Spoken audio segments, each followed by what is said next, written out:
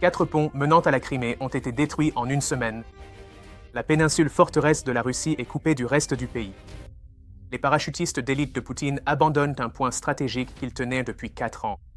Non pas parce que l'Ukraine les a attaqués de front, mais parce que leur nourriture, leur carburant et leurs munitions ont simplement cessé d'arriver. L'armée de Poutine s'enfuit sans combattre. De Novorossiysk à Samara, des raffineries et des centres de pipeline sont en feu. La Russie est à court de carburant pour la guerre, et une usine située au cœur de la Russie qui fabrique des systèmes de guidage pour les missiles Iskander. Elle n'est plus qu'une ruine fumante. L'Ukraine traque les armes avant même qu'elles ne soient construites. Bienvenue dans la mise à jour sur la guerre. Commençons par les dernières nouvelles d'aujourd'hui. La Crimée est officiellement coupée du reste. Tous les principaux axes routiers reliant la péninsule au territoire militaire russe ont été détruits, neutralisés ou rendus pratiquement inutilisables. Non pas sur plusieurs mois, mais en l'espace d'une seule semaine. Et commençons là où la semaine a débuté et là où elle a frappé le plus fort, car ce qui est arrivé aux connexions de la Russie avec la Crimée occupée en seulement quelques jours est l'un des développements les plus importants dans le théâtre sud depuis des mois. Dans la nuit du 7 juin, les forces ukrainiennes ont frappé le pont de Tchongar, le principal passage routier reliant directement la région de Kherson, contrôlée par la Russie à la frontière nord de la Crimée.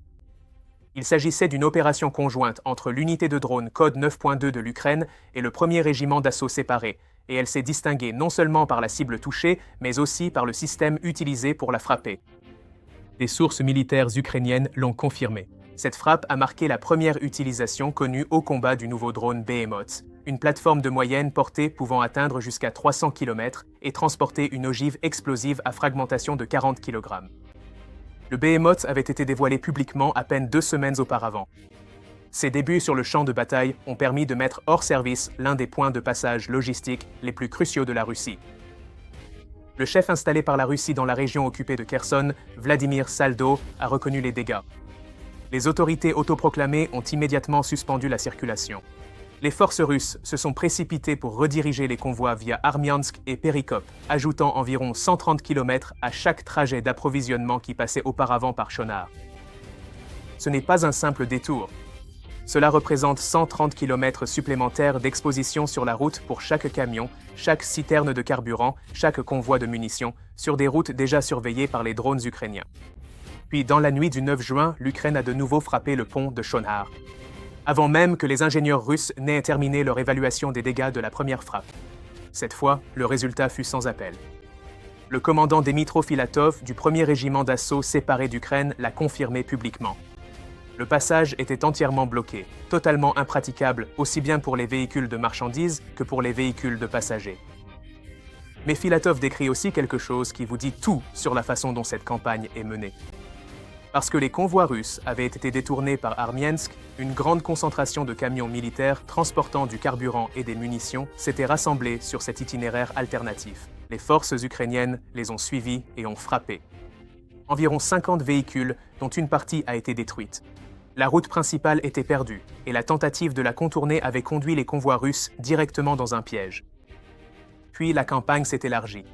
Dans la nuit du 10 juin, les forces ukrainiennes ont frappé 4 autres points de passage en une seule nuit. 2 ponts sur le canal de Crimée du Nord, près de Preobrajenka et Myrne, le pont routier sur l'itinéraire Perikop-Armiansk, et un pont près de Stavki. Les logisticiens russes ont été contraints de fermer le passage de Henichesk à Erebatska-Strelka. Une autre alternative sur laquelle les logisticiens russes comptaient a également été fermée. En l'espace de 72 heures, tous les principaux corridors routiers du nord menant à la Crimée étaient soit détruits, soit hors service, soit sous la menace immédiate d'une destruction. The Guardian a qualifié l'autoroute R280 Novorossiya, qui relie Rostov-sur-le-Don à la Crimée en passant par Mariupol, Berdiansk et Melitopol, d'autoroute de la mort. La domination des drones ukrainiens a transformé le transport de cargaisons militaires en un acte d'un risque extraordinaire. Des rapports en provenance de Sébastopol ont fait état de pénurie de carburant après que les camions de livraison ne sont pas arrivés. Robert Brovdi, le commandant des forces de système sans pilote ukrainiennes, indicatif d'appel Madiar, a déclaré publiquement que le fret militaire russe. Le trafic sur la R280 avait chuté de 71% au cours du dernier mois. L'itinéraire transportait 3800 véhicules par jour au début de la campagne. Au moment où Bravdi s'est exprimé, ce chiffre était tombé à 1100. ce n'est pas une perturbation. C'est une quasi-paralysie. Et Madiar affirme qu'il n'a pas encore terminé. Il n'existe pas d'illustration plus claire des conséquences d'une chaîne d'approvisionnement brisée que ce qui s'est passé sur la flèche de Kinburn cette semaine. Et il vaut la peine de prendre un moment pour comprendre ce que représente cette parcelle de terre avant d'examiner ce que la Russie vient d'y perdre. La flèche de Kinburn est une étroite péninsule de sable située dans la région de Mykolaïv. Elle s'étend dans l'estuaire, là où le Dnipro et le Boug méridional rencontrent la mer Noire. La Russie s'en est emparée dans les premières semaines de l'invasion à grande échelle et l'a occupée depuis lors. Elle l'utilisait comme une plateforme avancée menaçant la navigation dans l'estuaire, compliquant les opérations ukrainiennes vers Kherson et servant de position militaire la plus occidentale de la Russie en Ukraine. Cette semaine aurait marqué le 4e anniversaire de sa prise. La Russie n'a pas célébré cet anniversaire. Au lieu de cela, elle partait. Le réseau de renseignement des partisans ukrainiens, avec des agents opérant en territoire occupé par la Russie, a rapporté que des unités du 337e régiment aéroporté russe avaient commencé à abandonner leurs positions dans les parties nord et ouest de la flèche. L'agent d'Atesh au quartier général du groupe tactique russe du Dnipro a directement confirmé la raison.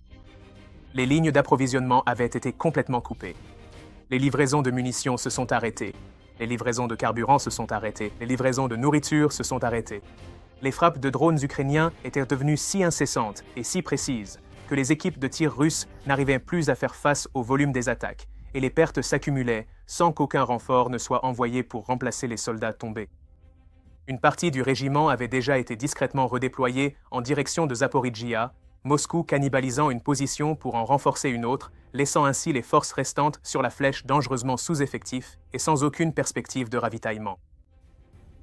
L'Institut pour l'étude de la guerre a estimé que les frappes ukrainiennes à moyenne portée avaient rendu la flèche de Kinburn de plus en plus indéfendable et que l'effondrement de la logistique avait rendu la présence russe sur place intenable. France 24 a souligné l'importance de cet événement, précisément. Il semble que ce soit le premier cas dans cette guerre où l'Ukraine a forcé une retraite russe non pas par une attaque directe, mais uniquement par un étranglement logistique.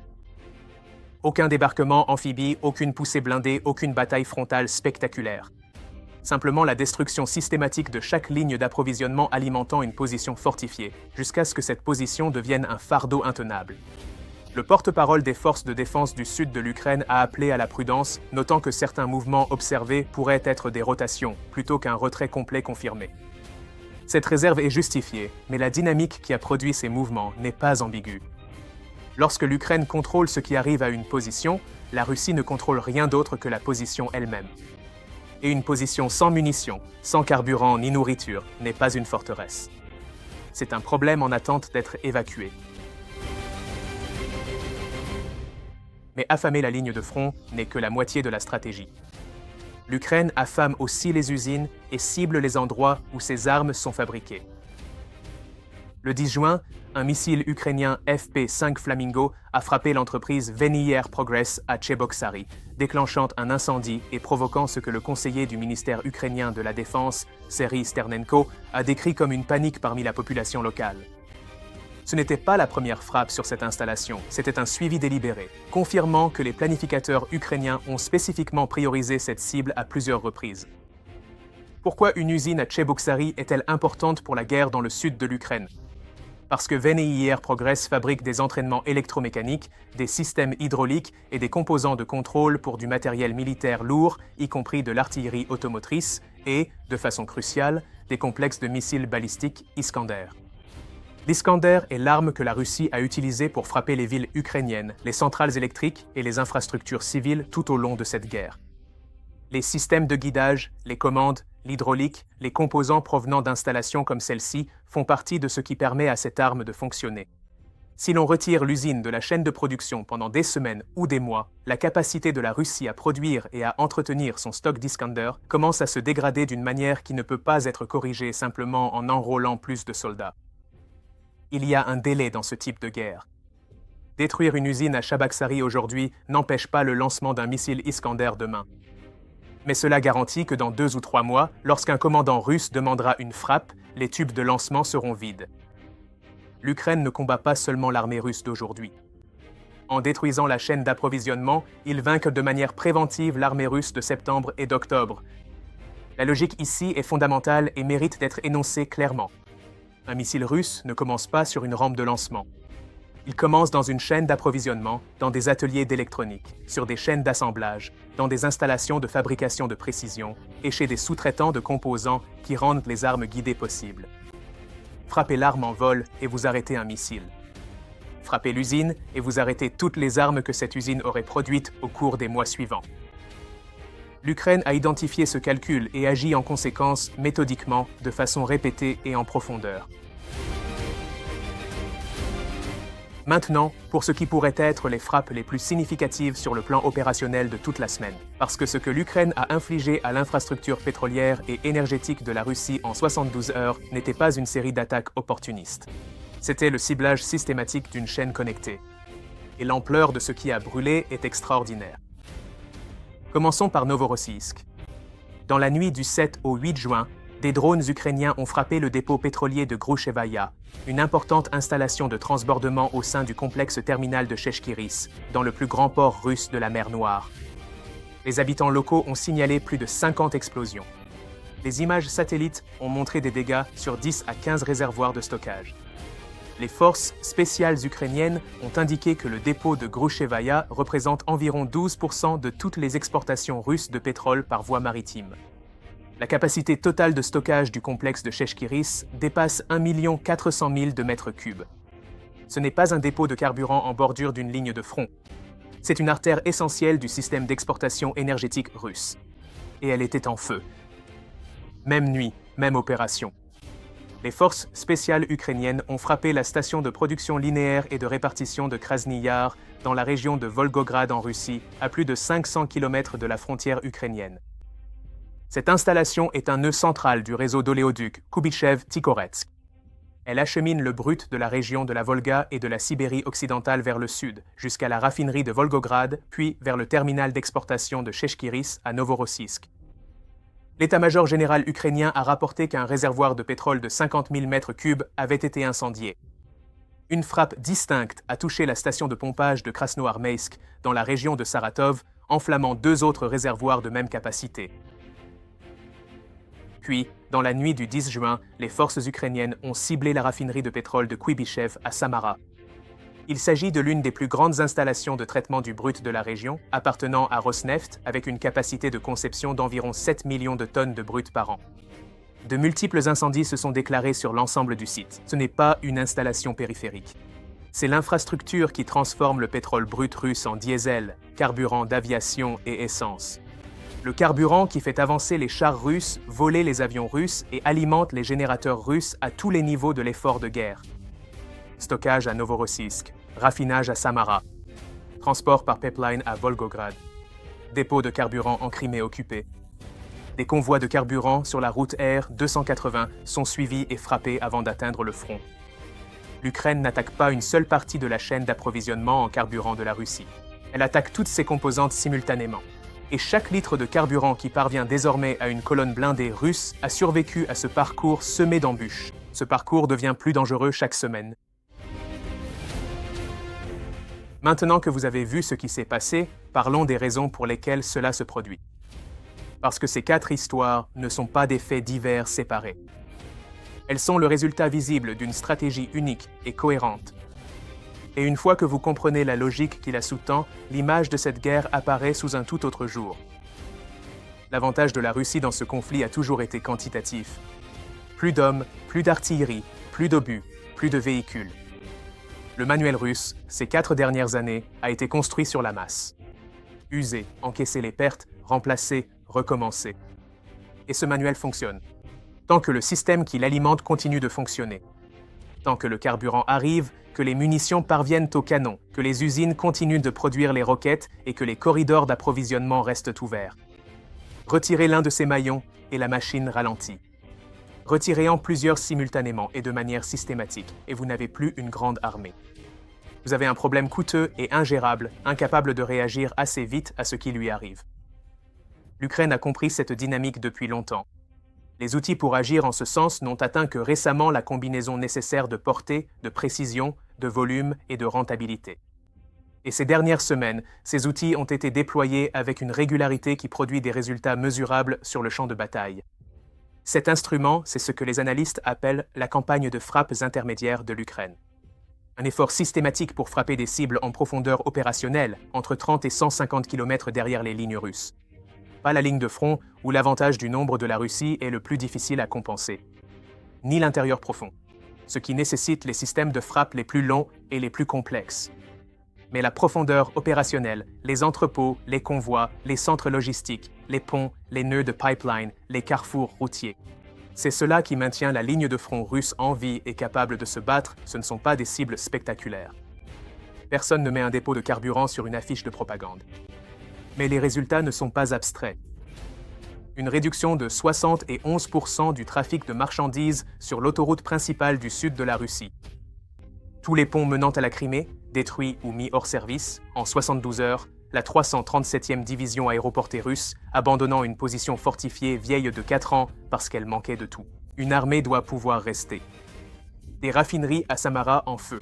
Des centres de pipeline à Volbibrad en flammes. Une usine de composants de missiles à Shabakshiri frappée 2 fois. Ce ne sont pas des coïncidences. Elles sont le produit d'une campagne délibérée et méthodique visant le système nerveux d'une machine qui dépend d'un ravitaillement constant pour fonctionner. Et cette campagne crée un second problème pour la Russie, qui vient s'ajouter au premier. Elle oblige les planificateurs de la défense russe à tout défendre en même temps. La ligne de front, les infrastructures pétrolières, la Crimée, Moscou, les raffineries, les usines d'armement, les corridors logistiques, les réseaux de pipeline, les terminaux portuaires. Aucune armée ne peut être forte partout à la fois. Chaque intercepteur tiré sur un drone au-dessus de Volgograd est un intercepteur qui ne défend pas les positions russes à Zaporizhia. Chaque ressource engagée pour protéger une raffinerie à Samara est une ressource qui ne protège pas un dépôt de ravitaillement près du front. L'Ukraine n'essaie pas d'égaler la masse de la Russie. Elle force la Russie à disperser sa masse pour se défendre contre la précision de l'Ukraine. Et cela constitue une guerre fondamentalement différente de celle pour laquelle la Russie s'était préparée et pensait devoir mener. La flèche de Kinburn est l'illustration la plus claire de là où mène cette logique lorsqu'elle arrive à son terme. La Russie a occupé cette position pendant 4 ans. Elle était occupée, fortifiée et avait une importance stratégique. Et elle a été abandonnée. Non pas prise d'assaut ni envahie, mais simplement rendue intenable parce que l'Ukraine a supprimé la chaîne d'approvisionnement qui la rendait viable. Voilà à quoi ressemble, de l'extérieur, la fin d'un échec logistique. Une position vide, abandonnée parce qu'il n'y a plus rien pour la défendre. La question à laquelle les prochaines semaines répondront est de savoir si la flèche de Kinburn est un avant-goût ou une exception. Le rythme des frappes sur les infrastructures de carburant ne ralentit pas. La campagne contre les liaisons routières de la Crimée s'intensifie activement. Les systèmes de frappe nationaux de l'Ukraine, le Behemoth, le Flamingo, les réseaux FPV qui dominent désormais la profondeur tactique, mûrissent plus vite que la Russie ne trouve de réponse à leur opposé. Magyar a déclaré publiquement que son objectif est l'isolement total de la Crimée, et d'après la trajectoire de la semaine passée, cet objectif n'est plus théorique. La Russie est une structure conçue pour un autre type de guerre. Une structure conçue pour la masse, pour le poids écrasant du nombre, pour la capacité d'absorber des pertes qui briseraient n'importe quelle autre armée et de continuer à avancer. Ce pourquoi elle n'a pas été conçue, et ce à quoi elle a échoué à s'adapter à maintes reprises. Assez rapidement, c'est une guerre dans laquelle l'adversaire ignore totalement la masse et vise directement l'infrastructure qui maintient cette masse unie. Quand cette infrastructure échoue, la masse ne se ferait pas un chemin en combattant. Elle tombe à court de carburant, elle tombe à court d'obus, elle tombe à court de nourriture. Et puis, finalement, elle s'en va tout simplement, comme les parachutistes russes qui viennent de quitter la flèche de Kinburn. Ils brûlent de Novorossiysk à Samara. Leurs ponts sont détruits. Leurs troupes sur la flèche de Kinburn s'en vont à pied, et leurs usines sont en feu. Le géant ne tombe pas encore, mais tout le monde entend le grincement. Et c'est la réalité du champ de bataille cette semaine. Si cette analyse vous a été utile, laissez un commentaire ci-dessous. Nous voulons connaître votre avis. Dans une guerre moderne menée avec des drones et des frappes de précision, la masse l'emporte-t-elle toujours? Ou bien la qualité et la perturbation des systèmes sont-elles devenues le facteur décisif? Merci d'avoir regardé la mise à jour sur la guerre. Si vous avez apprécié cet épisode, pensez à aimer cette vidéo. Et abonnez-vous à notre chaîne. Ne manquez pas les prochains épisodes où nous préparerons pour vous d'autres actualités et analyses passionnantes. À la prochaine.